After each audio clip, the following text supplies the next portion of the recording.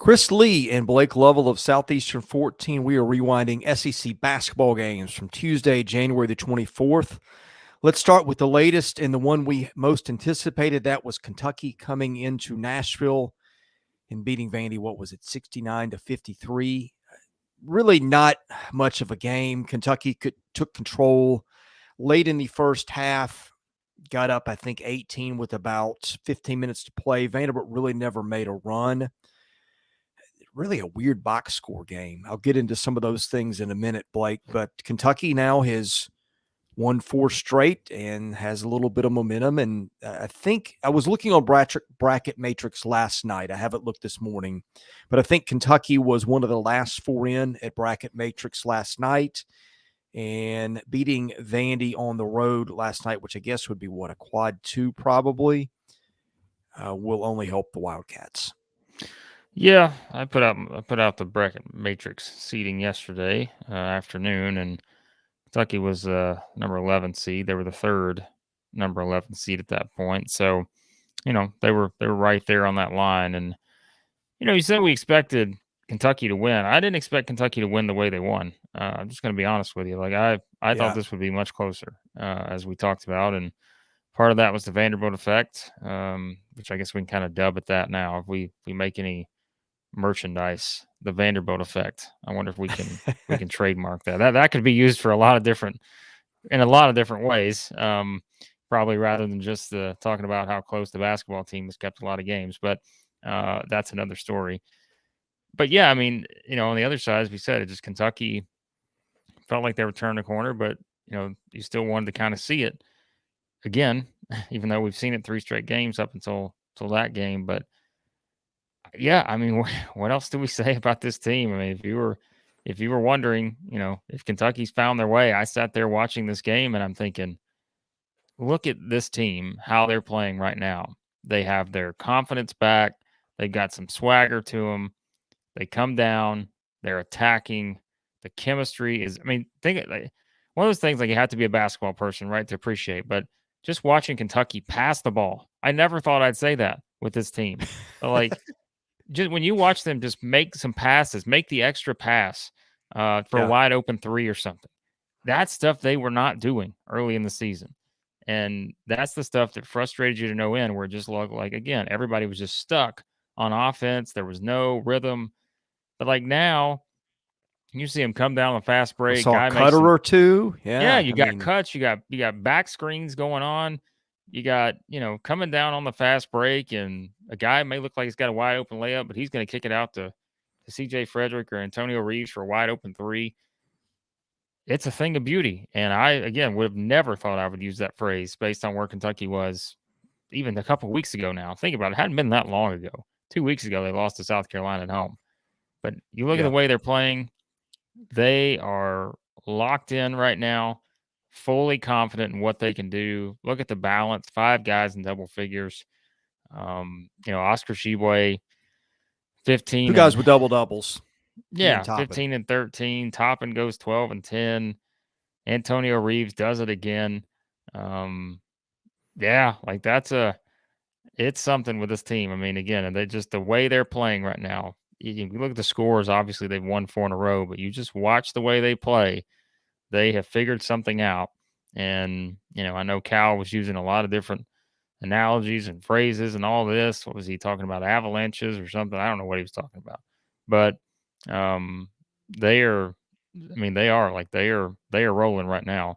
And man, they are, again, I never thought I would say it, but they are fun to watch when they get going.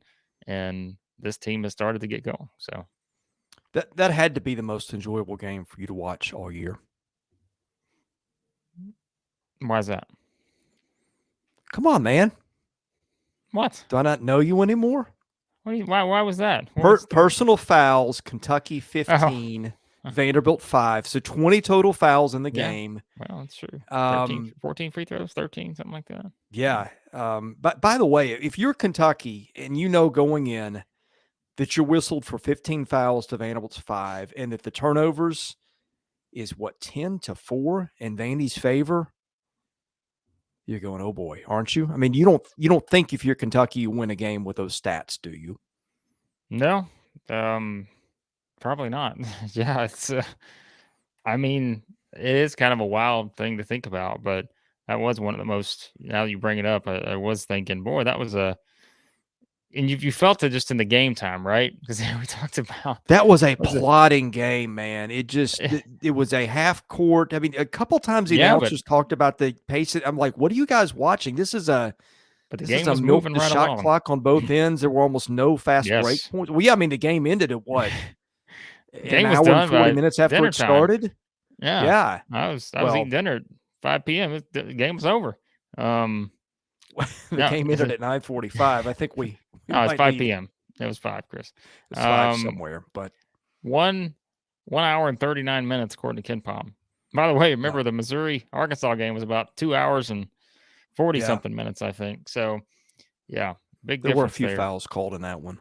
Yeah. Well, I mean, again, yeah, it was a very clean game, and we don't see many of those in the SEC. And honestly, I would have thought this one would not have been one given these two teams, but it No. was. And yeah, I mean, look, we can have the what ifs and Liam Robbins plays. I mean, it's a little different, but hey, we talked about Dia coming in, and we said, look, he's gonna have to play a lot more minutes for. Boy, he took advantage of those, didn't he? 14 points, Had hit 4 32 points threes. all year, and he got 14 Yeah, last night. well, Yeah. that's what happens when you get hot from three. And so, yeah, I mean, I just thought it was to me again. That's more about Kentucky than it was Vanderbilt. I mean, it's just Kentucky has hit their stride, and they're playing with a different confidence right now. And every time Vanderbilt tried to get something going on the offensive end of the floor, they just could not consistently do it. But hey, yeah, just credit to Kentucky. Let's hit the Vandy in a minute. Um, Vanderbilt had to have good games out of Miles Studi and Jordan Wright. Both of them were awful last night. Jordan Wright couldn't hit a shot from point blank range and missed a few badly. And maybe that's Sheboy and Toppin lurking on the back end. I don't want to take credit away from Kentucky, but that was one of the worst games I've ever seen Jordan Wright play. The other thing is Jerry Stackhouse and his bizarre substitution pattern, which the fans are all over him for right now, and I don't think they're wrong. Uh, they aren't particularly deep with good players, and somehow with their best player out, they have gone deeper and they're spreading the minutes around. Again, in some cases that worked. You had the out of nowhere game by Malik Dia, who shoots jumpers like a 50-year-old man. It's kind of fun to watch. But yeah, I mean, that fan base is not really happy with him right now. I don't think they are wrong. And that gym, I wasn't there last night. You and I have probably been to, I don't know, 3 dozen Vandy, Kentucky games in that gym combined. But the crowd I was hearing was maybe 10, 11,000 people, which I think that's the least I've ever heard of for Vandy, Kentucky, and maybe 40 to 50% Kentucky fans. Yeah, this just isn't going well for Vanderbilt. I don't know if they make a coaching change or don't make a coaching change because historically speaking, nobody will ride the rail of mediocrity like Vanderbilt. So you're saying the But Vanderbilt effect? the Vanderbilt effect, which is take performance that you would Trademark. have thrown out the window 5 years ago and you now excuse is improvement. But yeah, I just that fan base is kind of fed up right now, and I don't think they're wrong. Here's an interesting stat, right? Vanderbilt has had 12 guys this season that have averaged between around 10 and 27 minutes per game. Think about how wild that is. Yeah. You have no one averaging more than 27 minutes a game, which is that's just I don't know, it feels unusual, right? Like I feel like on some of these teams you got like I'm not saying the guy's going to average 38 a game, but if somebody should be averaging 30, right? But again, and this is there's a variety of reasons for this, whether I guess it's injuries, rotations, all that, but that's a lot of guys that have played at least 10 minutes a game. That's 12 guys, right? And that's not even counting Lee Dort, who has started to play more until he got injured, right? He was averaging about, I don't know, 7 minutes a game, something like that. So I don't know. It's one of those things that like it just feels like, I mean, how many different starting lineups have they had this season? A bunch. Well, hey, let me throw one other thing in. I think this used to be one of the better rivalries in the SEC. Kentucky's now won, 14 straight? And these haven't even been Kentucky's best teams over that span. Is it 14 in a row now? I think it is. Vanderbilt has not beaten Kentucky or Tennessee in forever. Wow. When I they did not play them realize twice that a number year. had been that long. But I guess when you really I think it was about it, Bryce Drew's first year, not that 2016, shocking. maybe. You'd have to look that up, but I'm going through it right now. But no, you're right. I did not. But again, when you really think about it, you're like, well, I guess if you think about where the program's been at for a while, hasn't really gotten back to that top level. So Kentucky lost to Vanderbilt 2000. I think it's 2016. At Vanderbilt, February 27th. So yeah, that looks like the last time that I see it here. And boy, that was I didn't realize it'd been that long, but I don't know. I mean, it was at one point, but like we said, I mean, it's just kind of Vanderbilt is where they are right now, and the keeping it close thing works to a certain extent, right? You just have to start finding more wins, and their upcoming schedule. Keeping it close doesn't keep a fan base in the gym. Well, not when the fan base has gotten where it's gotten to. No, no. I mean, that's. I'm just pointing out that that's what I think. If you're looking at it, trying to be optimistic, you can say, well, we've been right there, and injuries again, and I mean, look, there's no program that has worse injury luck than Vanderbilt. Let's just call it what it is. But at the same time, at a certain point, you do have to find a way to win games, and I think you just need to be able to. I don't know. It's just the whole situation is just kind of. It is quite an experiment to think about when you really look at where things are, and but like we said, I mean, it's like sometimes they won the game at Georgia, right?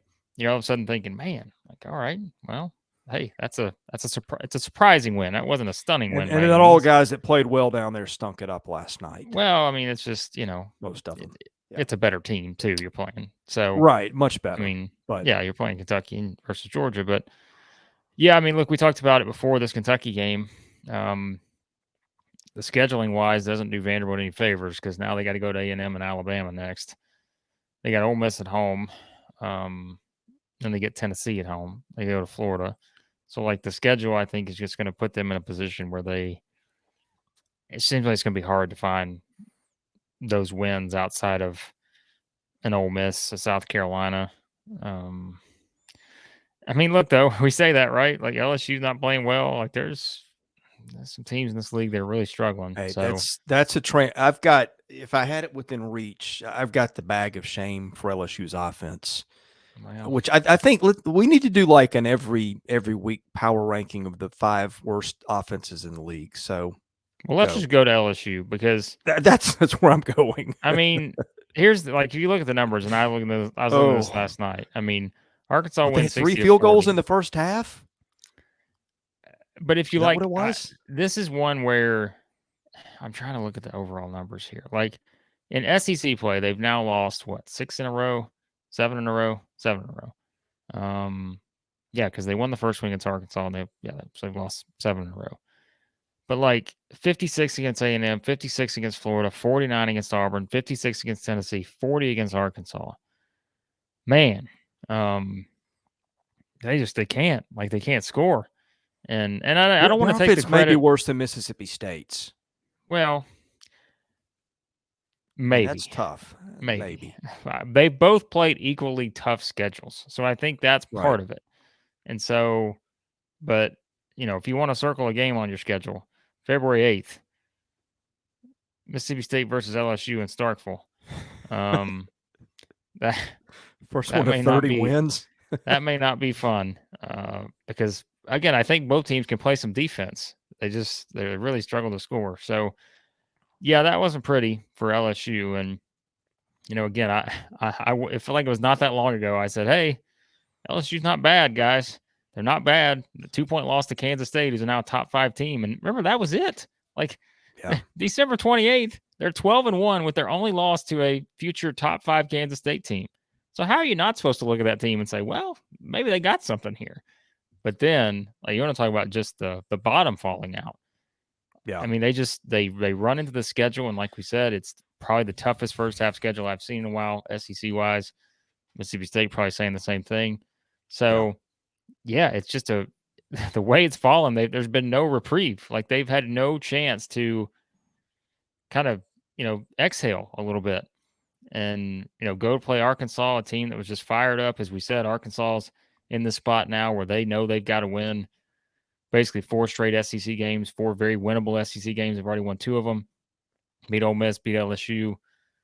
Now SEC wise, they get A&M at home next, then go to South Carolina. That could get them back to 500 before they go to Kentucky on February 7th. Yeah, so I mean, give credit to Arkansas that they're defending better. Arkansas and Kentucky are somewhat similar in that we said when those teams started slipping, part of it was just some questionable offense, but also they were not as good defensively as they had been.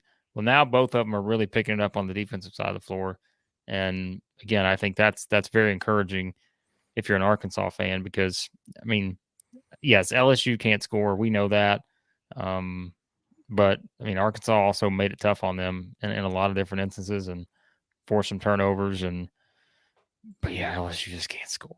So. Any takeaways on the Arkansas end? I mean, the bench plays what, 41 minutes last night. Jalen Graham found his way back to 17 minutes. I don't think he played last game.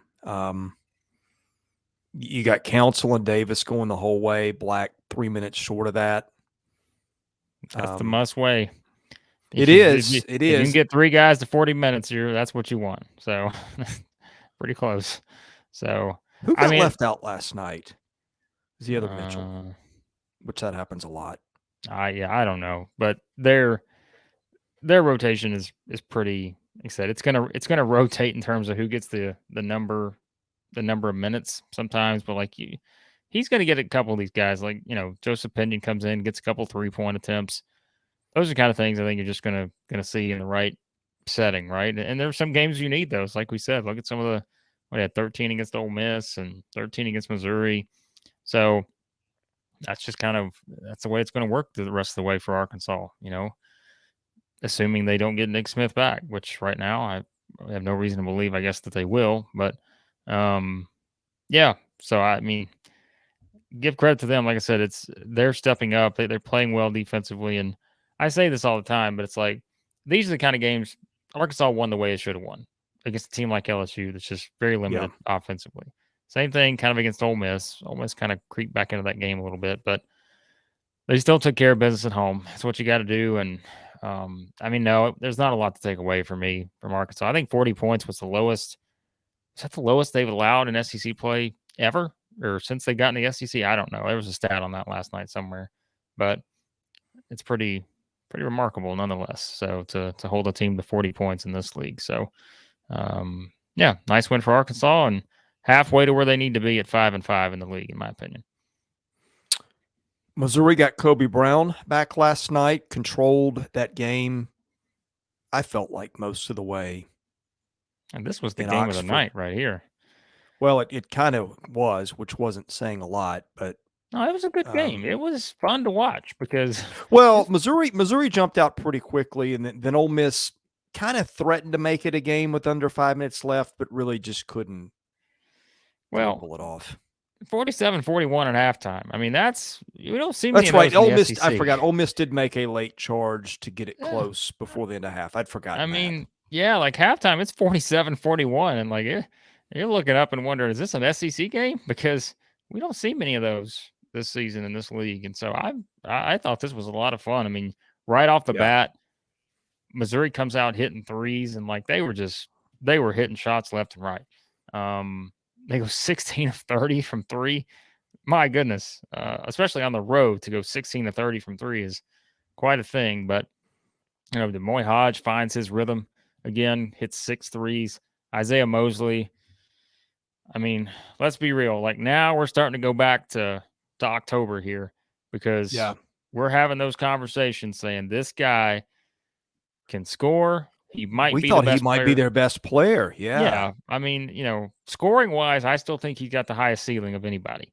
Because and look, the Moy Hodge went off, and we talked about him as a scorer. I mean, this is a guy I brought up before. What, he had 46 or 48 in a game at Cleveland State at one point. So, but Isaiah Mosley, when he gets rolling, man, he is really good and he's really fun to watch. And so, I'm not saying they're going to come out and hit 16 threes a game, but my goodness, I mean, you look at these guys and what they did, that trio specifically of Demoy Hodge, Isaiah Mosley, Kobe Brown. Again, are they going to combine for 14 threes every night? No, but you've got high scoring potential with that trio right there. And that's why I still think in all of these games, no matter who Missouri plays, they're going to have a chance because you've got those three. If they're on the floor together, how do you guard them? Because, they are very, they can all be prolific scorers.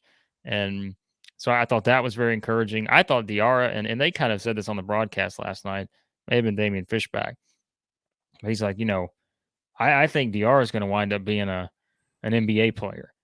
I mean, he's not there yet, and that's what I think Fish said, but man, you just look at how he plays and just you're talking about a 6'10, 215-pound guy that really you can tell has a very sort of versatile sort of skill set. Like he can do a lot of different things, and they're not all, they're not all where they need to be just yet. If we're talking about getting to that level, but the potential is there for this guy to really, continue to develop his game. And I was really impressed with him. And again, you've seen that this season. Like you've seen some of the things he can do, and that was the expectation coming into it, right?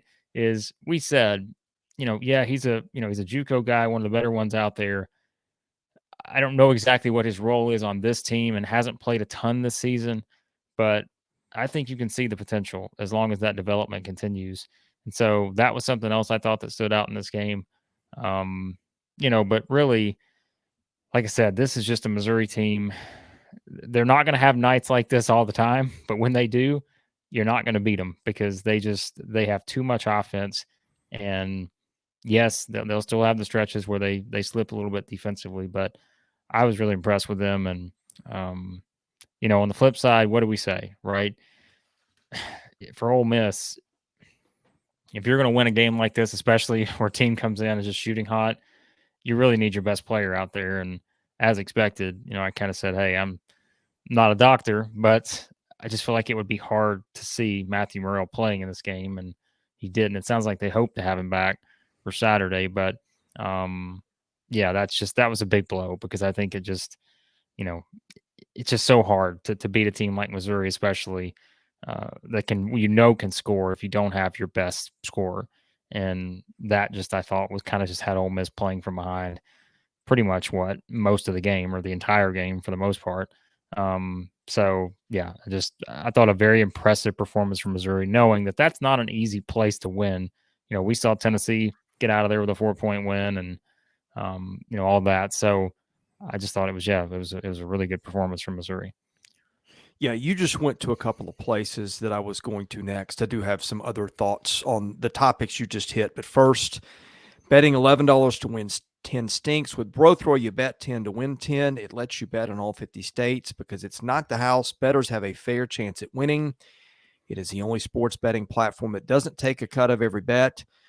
No deposits, no minimum bets, no need to connect your bank account. Bettors pay each other directly. There's a hassle-free sign-up process that gets you in the action in seconds. Go to brothrow.com/SE14.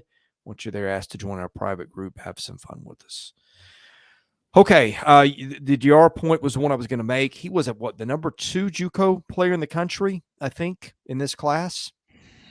1 or 2, I don't remember. Scooped one of those him up. I think East was 1 and he was 2. From what I remember. I didn't know which order, but yeah, something like that. But Gates comes in and scoops both those guys up within weeks of getting the job. I mean, he wasn't playing at all. Pre-conference, he played a total of, let me add this up because I can actually do it pretty quickly.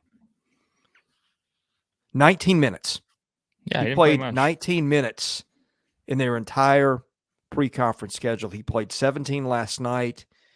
gets 11 points, hits all 4 of his foul shots. He's been playing more. His last 5 games, he's gone 9 minutes, 9 minutes, 10, 14, and 17 in order. It is interesting. Missouri's got a lot of parts, but you mentioned he and Mosley. The shape of their rotation is really starting to change. And it's not often you get 2 guys, they weren't out of thin air because they've been on the roster the whole time, that sort of pop back in and make your team better at this point of the year. Yeah. No, I mean, that's just the getting Mosley back. And that was another one where we just had questions. We're like, well, how's this going to unfold? Because we didn't know the details. We still don't. And there's no reason for us to know the details. Like, it was kind of a situation where it was just kind of in flux the whole time. And you just never knew, when he could be back and was he going to play the rest of the season? You had no idea. But now that he is back, it's very clear. Like, he's back and like he's back. He's actually on the floor playing 30 plus minutes, something like that. So that's why we said too. I mean, when we came to the season with Missouri, we said, look, if you're looking at them as a sleeper team, which I don't know that we thought maybe would be to this level, but if you're looking at them as a sleeper team, the reason why is because they got depth and they got a whole lot of options that if all of these guys come together, they're going to win some games. And, that's now when you see basically their full roster there. I mean, Trago Million didn't play last night. But with a full roster, I mean, they are good. And, it's just, you've got, because I think that's one of the things I said coming the season was you got a lot of guys who don't necessarily specialize in the same area. You've got one guy who can really do this very well. You've got another guy who can do this very well. And that's why when you combine those pieces together, it felt like when Dennis Gates went out and put this roster in place, that was the big focus was, all right, we've got some high profile scorers. We got some high profile sort of, defender type guys. You got a point guard that just in complete control, you feel like, of the offense in Nick Honor. You've got guys like Sean East and Diarra that you feel like are going to come in and be able to help you. And, a freshman in Aiden Shaw who's going to play some minutes. Obviously, a lot of things he can do well. And you just keep going down the list and you combine all that together and, man, you've got quite a group. And so, yeah, getting Mosley back and just, I mean, they are they're 10 deep. I mean, they really are. Like they're 10 deep. And, it's kind of one of those things we always say there's going to be injuries. Certainly maybe situations like, again, that's happened with Mosley to where he didn't play for a while. So having those extra options is always going to be a good thing. And yeah, for Missouri, it's worked out pretty well. And I mean, they are, as we said too, we got to think about with Missouri. We'll do our bracketology, our first one of the year on Thursday, but they're a team by no means a lock for the tournament at this point. And so these are the kind of games you have to win to avoid the bad losses. And, got a big win opportunities coming on Saturday against Iowa State. Tough game. But if they can just keep beating the teams they should beat, then they're going to stay right there. Which, if you're talking about that conversation, next 3 SEC games for them, home against LSU, at Mississippi State, home against South Carolina. You'd love to win all 3 of those. I think winning at Mississippi State may be tough, but you'd love to win all 3 of them. And if they can do that, then I think you feel way better about where they're at heading into a pretty tough stretch. And the next several games, Tennessee, Auburn on the road, A&M at home. But they're doing the things they need to do right now. Yeah, it's starting to feel like if they just don't get bad losses, that they've banked enough. I mean, they haven't banked a ton of good wins, but just avoiding bad losses from here on out, I think they probably get in just on that alone. Sneak in a big win or 2 somewhere, and then that's probably enough. But this one last night, Blake, we looked at the computers, and I think the computers had Ole Miss by a point. The computers really like Ole Miss to a degree that I don't. And look, again, let's be fair. Matt Morrell didn't play last night. Yeah, I think he's their best player. Yeah. But it's starting to feel like, when in doubt, like Missouri, Mississippi State will be a good test case for this in a couple of weeks. It feels like we've had a lot of these games when we go through predictions and we're like, boy, this could go one game or the other. And I feel like we end up settling because it is a defense-oriented league this year, right? You got a lot of really good to elite defensive teams. But it feels like when we get in doubt, we tend to lean on the team that we trust to score more. And that Yeah. lately has seemed to be the right play more often than not. Because, again, this one seemed like a toss-up if you looked at the computers, but I think both of us were fairly convicted. And I think I even would have felt the same way if Morrell had played. I think we both picked Missouri without blinking in this one. And it's starting to get to feel like that's the correct call on a given night, is when you've got a game that's close. We say a lot of times lean to the home team, but it's almost become as much lean to the team that can score despite the venue. Yeah, I mean, because look, at a certain point, if you played 19 or 20 games, then you played 19 or 20 games, and the eyeball test matters way more than anything to me. Yeah. You know that. And when you just watch these teams play, you got almost midway through the SEC slate now. You just kind of see that some of these teams have significant limitations that cannot be fixed this season. Some of these teams have strengths that other teams are just not going to be able to sort of stop, which, Alabama, I think, is the best case of that. No matter whether you're a good defensive team or offensive team, it's just hard to stick with Alabama right now. And yeah, so I think, because like we said, I mean, it is a defensive league, and there are a lot of elite defenses in this league, but there's not a lot of elite offenses. And so that's why I think you're, in games that could go either way, you're going to bank more on a Missouri because they do have these options offensively. You may, I mean, Alabama's just kind of in their own different world right now, but outside of Alabama, Missouri, it's like, I don't know, offensively, right? I mean, it's, yes, there's some things I think Tennessee can do very well. We said Auburn's starting to play better on the offensive side of the floor. A&M's better than people will give them credit for, I think, on offense. Kentucky maybe starting to find their groove a little bit, but everyone else, I think, is just kind of, you never know. So, and even those teams I just mentioned, sometimes you never know. So it's just, yeah, that's kind of where things are. And so, when in doubt, either pick the home team or pick the better offensive team. That's what we're going with right now, and it's working okay. But we may have to retest a lot of those theories when we go pick these SEC Big 12 Challenge games, because I don't know where we're going to go on some of these. These are going to be, it's always fun to pick those games, but it could be a wide variety of outcomes with these games on Saturday. So we got a lot of stuff coming up here. We will spend Thursday morning reviewing Wednesday night's games and SEC hoops. We will preview.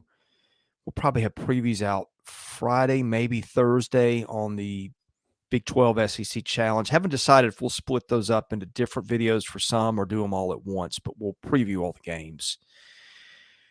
We've got our continuing series of look ahead to the 2023 football season. We're rolling out a video on somebody every day. I think we got Missouri queued up this morning and maybe Vanderbilt next. Ole Miss is on the horizon. And we've started baseball. We talked about LSU and why we think LSU is the clear favorite to win the SEC this year and probably to win the national championship. We got some other baseball-related content coming up. Best way to catch all that, hit that subscribe button and hit the like button too. That both those things help us get noticed. If you want to help us to keep helping you, boy, that sounds like a televangelist line there, but it wasn't meant that way. Do those things. He's going to sing in the next episode. He's going to sing that line. You don't want that. We don't want people canceling. Anyway, hit the like button, hit the subscribe button. Thank you as always for watching. He's Blake Lovell. I'm Chris Lee. We'll see you again soon.